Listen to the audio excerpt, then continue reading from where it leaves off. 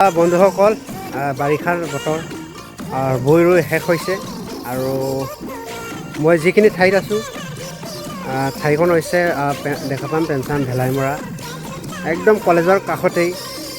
মোৰ বন্ধুসকল বাৰিষাৰ ছিজন হ'লেও চাহ এসাঁজ হ'লেও খাই যাবা। আৰু মই যিটো ৰাস্তাত দেখাম আপোনালোকক, ইমান শুৱনি ৰাস্তা, ইমান সুন্দৰ ৰাস্তা।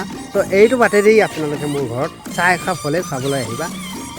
সেইটো ইয়াত ধান ভুই ৰুব পাৰিব ৰাইজ, এনেকুৱা অৱস্থা। জোনাই সমষ্টিৰ ৰাস্তাবিলাক এনেকুৱা। তো কালি ইয়াত আমি ভুই ৰুম ইয়াত।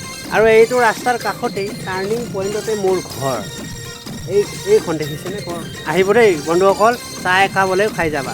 ভুই ৰুই শেষ হৈছে, আৰামছে কথা বতৰা পাতি। ৰাইজ আমি ভাবিছিলোঁ যে অহা কাইলৈ ৰুম, কিন্তু আজি কঠীয়া ফাইনেলি পালে। কি কয়, ৰঞ্জনা নিৰঞ্জনা বহুত ধৰণৰ কঠীয়া ওলায়।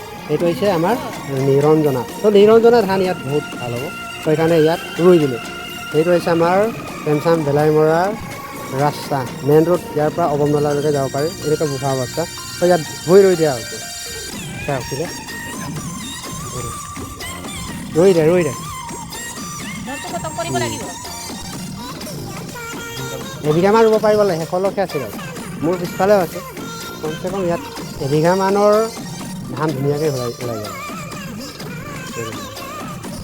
ৰাস্তাত ভুই ৰুব লগা হৈছে, এনেকুৱা অৱস্থা।